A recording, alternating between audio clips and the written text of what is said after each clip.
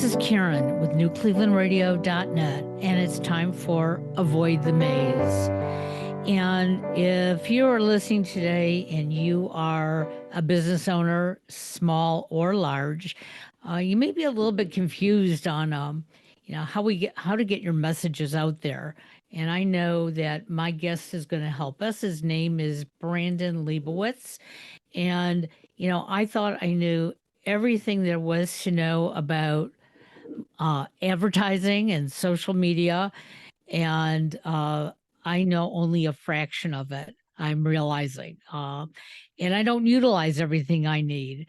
So hopefully, you're going to give us some understanding as to why some of us are not picking up the business that we really want, how we can do it, and why did you even get into this type of business? Because I guarantee you have a lot of people like me who initially say, no, I don't need your help. I know exactly what to do. So welcome, Brandon. Thank you for having me on today. Sure. So let's start with how you got into the business and why.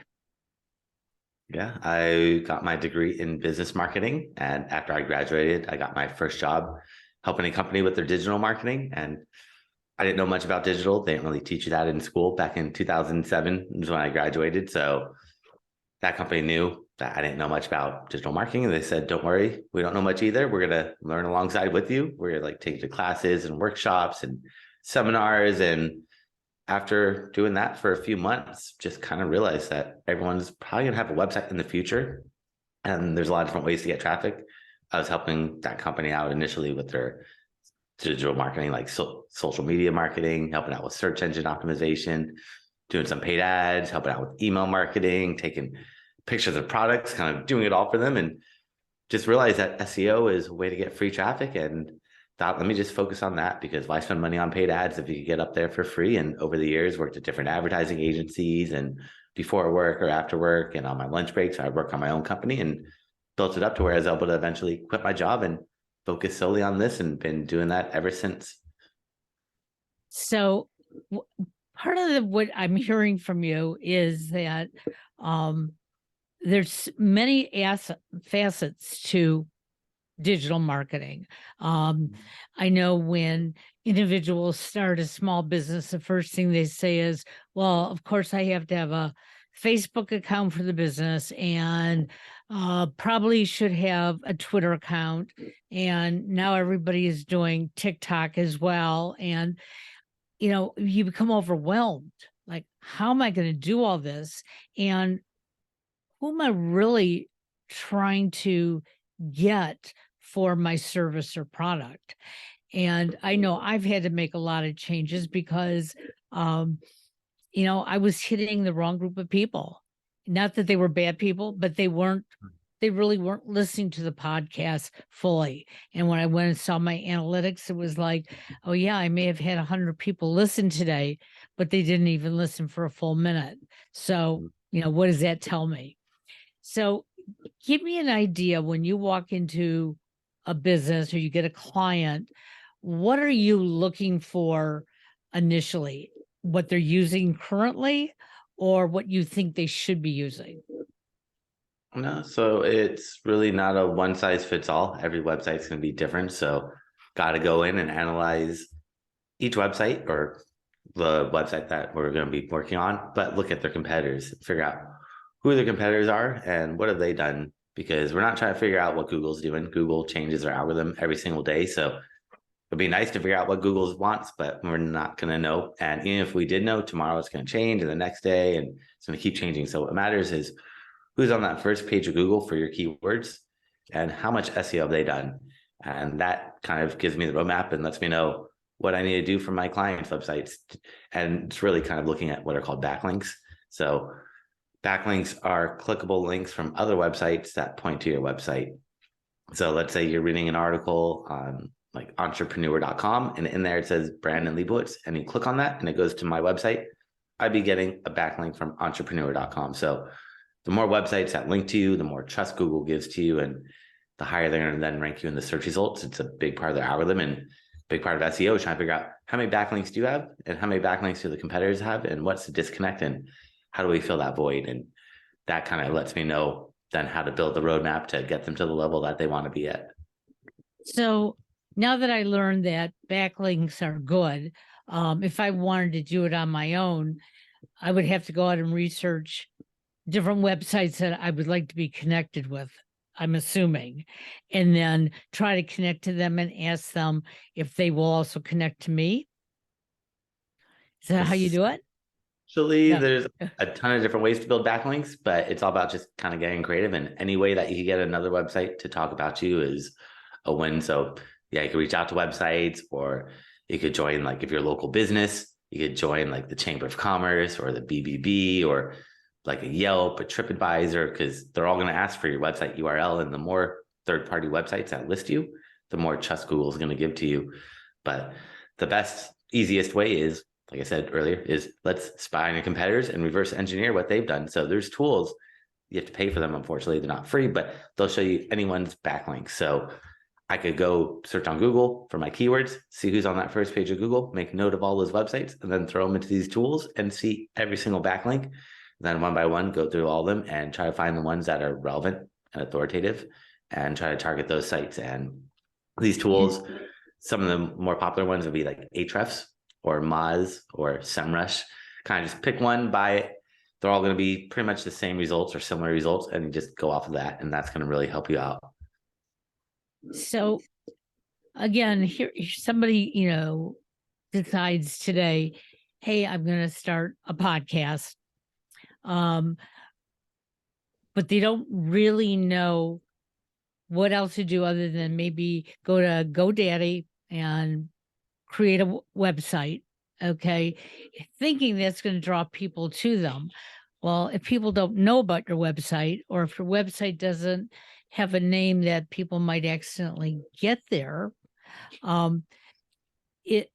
what is another way that they can, make sure that, they start to get some traffic? I mean, there's tons of different ways to get traffic with, email marketing, running paid ads if they want immediate traction, social media. SEO is more of a long-term play where it's going to take time to build it up. But once you build it up, you get that free traffic and you get traffic indefinitely. But if you're looking for immediate results, paid ads will get you that quick traction. You have to pay, but it works as long as you're getting a positive return on ad spend. So as long as you're making more than you're putting in, then I would say run paid ads. It's not bad, but it's got to make sure you're getting a positive return on your ad spend. Makes a lot of sense. Now, I know in the beginning when I started, about 15 years ago with my website, I made a huge mistake, and I was sending out mass mailings directly from my email address. Now, even though the email address was my business address, I was getting people that thought I was spamming them. And of course, you don't want that, because we had to change the name of the business because we lost that email. So there are programs out there for doing mass emails. Tell me a little bit about them. How do those work? Do you pay for them? Are they free? Well, you should never do or buy emails, because then you're spamming people. So what you want to do is collect emails. So you got to get people to give you their email address, which is a little tougher, but then they're happy to get your content. And if they don't want it, they could click the unsubscribe button, but they're not going to report you as spam. Whereas if you're just buying email lists, you got to think how many people are buying that list. And you're not the only person. There's probably thousands, tens of thousands of people buying that list and sending people different offers. So they're all getting spammed all the time. So it's all about quality, not quantity. Just like you were saying at the beginning, you're getting people that come to your podcast, but they're only listening for a minute. That's not quality. Even if you get 1 million people that come, they're only listening for a minute. That's not good. Versus Right. 100 people that listen the whole time is going to be much better than 1 million people that listen for 1 minute, because they're not really paying attention. So it's all about that quality and just trying to, kind of focus on quality, not the quantity. Weed through all that. But collecting emails is tough. So you got to offer something of value. So you can't just say, sign up for my newsletter. No one's going to sign up for your newsletter. I've tried that in the past and realized that doesn't really work. Versus offering something, giving something of value. Like if you're an e-commerce website, the easiest, like if E-commerce websites have it the easiest. They could offer a discount thing. Give me your email address. For first time customers, get 15, 10, 5% off, whatever it is. And people will do that because they want a coupon code. Service-based businesses, it's a little bit more tricky, like a dentist, a lawyer, myself, an SEO company. It's like, gotta give out like an ebook. So you have to write an ebook, or I give out classes. So I've taught a lot of classes over the years. So I give out some of my classes for free, but it's all about just offering something of value in exchange for that email. Just don't ask for it, because you gotta think, like, if you go to a website and they're asking, just give me your email for the newsletter, you're gonna be like, probably not, unless it's someone really, really popular and famous that you really care about. But other than that, it's not probably gonna, unfortunately, not gonna work. Well, I learned that lesson the very hard way in the beginning. In fact, somebody said to me, well, now that, you've been doing websites and you've been doing podcasting and blogging, put together, a monthly newsletter about what you're doing and then send it to your mailing list. And I was, and, they were just denying my newsletter after like the first one. And I had people say to me, it's not that I don't like the information, but if I want that information, I'm just going to go to your website because you already have it there. And so, I had to find different ways of doing it. I want our listeners to know that no business blossoms overnight. It takes time. And tell me if I'm wrong, but don't we all have to keep refining our business so that we stay current? You're always like tweaking it, changing it, and just, trends change, people change, the keywords that people search for change. So just trying to keep it all updated and stay up to date with all the trends and changes, because there is no constant. It's always evolving and changing. So now that TikTok has gotten such demand, do you really think that the average business should be using TikTok? Because some of them I look at and it's like, I don't want any association with them. And I haven't really seen a business use it productively.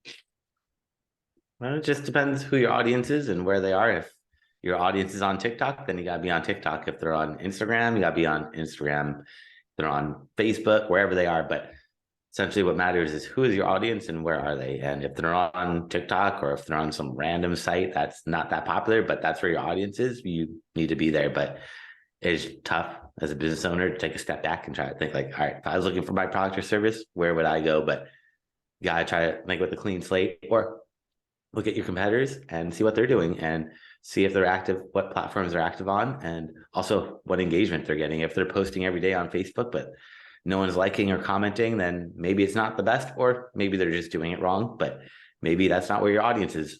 But test, because you never know. So I would always try it out, test it out, see, does it work? Does it not work? But if your audience isn't there, then cut it out. But if that's where your audience is there, gotta be there. So when you come in to meet with a client, or a client comes in to meet with you, you sort of have to play detective then, don't you? Going out and looking at all the things that they've been putting together. Is that what you would do? And then identify some other areas that they'd be better in, or how they can improve what they're already doing?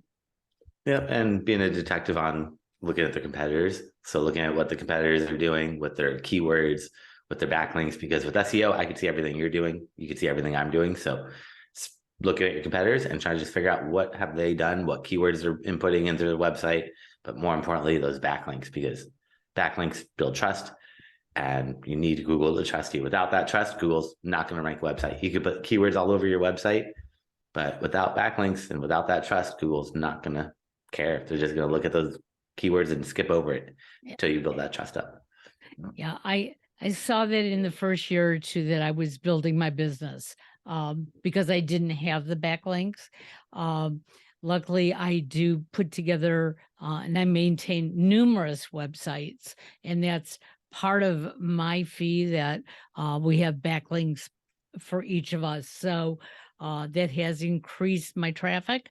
Some I get people that are really interested. Other times it's just a click and they go off into limbo land, and that's okay. Not everybody's going to like our product, and that's, up to them.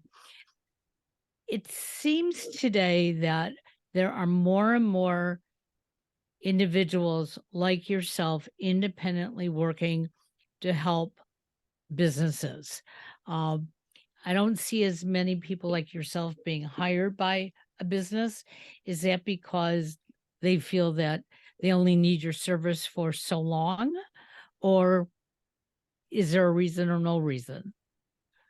I work with businesses long term, short term. Some people, well, it just depends on the competition. So if you don't have much competition, then once you get to that first page of Google, you're kind of good to go because there's 10 spots on that first page of Google. But if you have competitors, there's only 10 spots. You're pushing someone off that first page of Google, they're not going to be happy about it. So, like if you're a restaurant in Los Angeles, there's a lot of restaurants. There's only 10 spots on that first page of Google. There's only 3 spots on the map. So if you're not up there and maintaining those results or rankings, your competitors are going to try to outrank you because they're going to just look at what I've done because everything is transparent if they look in the right places. So it's kind of a back and forth battle keeping those rankings. Just depends on really the competition. The more competitive, the more work that needs to be done to keep those rankings. And so you just explained to me what I've known all along. I really need somebody who is more in tune with all this. Well, I'm doing my podcast and I'm doing my maintenance on my different websites.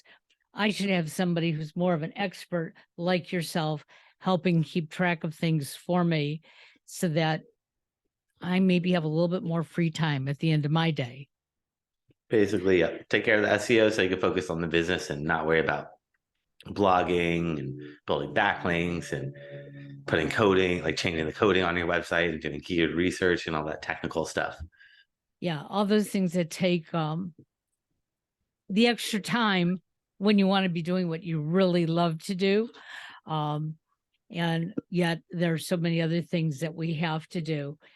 So what do you think? And I know you've touched on it about backlinks, but what if you feel like you don't have a connection to anyone to get those backlinks? Is there a way to introduce yourself properly to different websites so that they can see your value as well? Well, there's lots of different ways to build those backlinks. So I would first look at your competitors' backlinks using those tools like Ahrefs or Moz or SEMrush. But from there, once you exhaust that list, and your competitors are definitely going to have some backlinks. So there's going to be plenty of sites to reach out to. And that's where you just got to get creative and figure out, all right, what did they do to get on these websites? Did they sponsor an event? Did they go to the trade show and sponsor it? They usually get a listing. Are they on like Google Maps or are they on Apple Maps, Bing Maps, Yellow Pages, MapQuest? The more maps you're on, the more links you get because the maps usually list your website URL there. So that's way where you don't need to build a relationship. You could just go to Google Maps, Bing Maps, if you're a local business. If you're not a local business, then it's not going to work. But if you're a local business, then you can also do like the Chamber of Commerce and join like the BBB and things like that. But if you're not a local business, then you got to start building relationships with other websites, and you could just kind of cold email them or build relationships by messaging them on social media. So whatever works best, but it's tough sometimes, the cold outreach, but that is what needs to be done sometimes to just initiate and get the ball rolling, where once you've been on a few sites, then it's a lot easier for people to refer you and get recommendations. So you don't have to do that cold outreach. But if you are a brand new business, you kind of have to do something to get the traction going initially. So you're one of the lucky ones. You grew up during this electronic age when it really has been up and running. And unlike me, who started out, with a pen and paper and maybe a typewriter if I knew how to type, things have really changed. But you grew up in the age where you were already using a computer by the time you got to college. You sort of saw what the future was like. Was this something that you thought of when you were younger? Hey, this is what I want to do for a living? Or did it just blossom out of something else? No, because I didn't really know about digital marketing or anything like that, or SEO or internet marketing. I knew a little bit about computers because we had a computer growing up where it's just, there was a video game on it and that's all I kind of knew. Or there was like a Word, Microsoft Word. So you could like type up call or high school papers. But other than that, didn't really know much about the internet. I knew there's like a little bit about the internet, like AOL and stuff like that started coming out when I was in high school. So kind of used it a little bit, but yeah, I didn't really know much about digital. And I always knew that I wanted to have my own company. So always had some entrepreneurial spirit where I was like, I want to do something and have my own business, but didn't really plan on the digital, just kind of fell into it back in 2007 and just kind of realized this is probably the future. And let me just stick with it, even though it wasn't what I planned on, but enjoy helping people out and watching their businesses grow and enjoy kind of the puzzle and game that Google makes it, because it's not just the same thing over and over again. Google's constantly changing. So it's not just the same tedious thing. That keeps it interesting. Right, exactly. So we keep using Google. They don't really have any competition out there. So I sometimes get a little skeptical. I do some sales teaching, IT sales teaching on the weekend. And that's the biggest question I get. Why should I trust Google? You know, where else can I search? And it's basically, well, there are other search engines, but Google is the bulk of it. Do you think this will change in the future, or you think they're just going to keep the market the way it is? Something's probably going to change, but who knows if it's going to be another search engine or if it's going to change from search engines to something else in the future. But right now, Google kind of runs the show, and there's a lot of search engines out there competing, and they're not able to take that market share, like Bing, Yahoo. I mean, there's a lot of them that have, like, there's the newer ones like DuckDuckGo and Brave, and the ones that are more like privacy oriented. But even those get a fraction of the traffic that Google gets. Right. Google just dominates and brings in so much traffic. And this is me looking at analytics over the years, probably at hundreds, maybe thousands of websites, that Google brings in probably like 20 to 60% of the traffic. Bing will bring like 1%. Yahoo will bring like 1%. DuckDuckGo might bring 0.5%. And then the rest comes from like social media, email marketing, paid ads, people just typing your website in directly. But Google just dominates, and I've never seen it the other way around. But every website is different. So I would check your analytics and see if you are getting another traffic from another search engine. But Google just kind of runs the show right now. That's what I tell my sales reps all the time. So yeah, go out and, check other ones out, see how they work for you. But I know that Google has brought me a lot of traffic, and I'm very happy about that and the way I'm using it. But I also know I have to keep tweaking what I'm doing. Otherwise, I'm not getting new followers. And that's what every business needs. You can't rely on the same people all the time. So e-commerce is the way it's going. And especially since the pandemic, more people are online running businesses, doing their advertising. Some of the big box stores that used to have flyers in their stores on Sunday morning no longer do. In fact, almost every single day, there's a new flyer online. And of course, they get the names of people who come into their store and shop, and the ones that you refer to them. Do you think we're being inundated online with all the information and maybe not getting all the information we really need? Well, if you do the right research, you get all the information. It's just going through and reading and finding the right information, because you can't trust anything that you read online. You just got to take it with a grain of salt and just weed through it all and open up different sources, because you never know what's accurate. Google's just a robot, an algorithm, and they try to put out the best results, but they don't always get it right. They try, but it's just robots, especially now with like machine learning and AI. It just kind of learns by itself and hopefully gets it right, but they never know until people get their feedback. Right, exactly. Well, I want to thank you for joining us today and giving us some explanation out there for some of our listeners. I know that on a daily basis, I get one or two people who, have said, I've been thinking about writing to you about this, and I want to start a podcast, and where do I start? And I usually just say, You know, if you're passionate about it and going to start it, you go ahead and start it, give them some ideas, but at the same time, don't expect anything immediately. We've been doing this for over 10 years and our market has grown. But the first couple years, other than delivering the podcast, I didn't know anything else about what to do with it. And so I have a lot of podcasts from 8, 9 years ago that if I'm lucky, a half a dozen people listen to. It has changed since then. So again, I want to thank you. How can our listeners find you if they would like to obtain your services, or maybe have you refer them to somebody closer to them?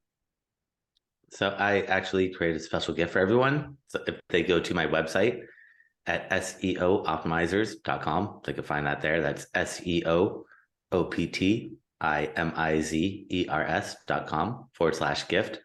And they can find that gift along with my contact information and also a lot of classes I've done over the years. I've thrown up for free. So if they want to watch and see a lot of what we talked about, how to do it step by step, they can watch those videos there for free. And also if they want to book some time on my calendar, happy to check out their website from an SEO point of view and see what's working, what's not working, and how to get them to the level that they want to be at. And they can book some time on my calendar there for free as well.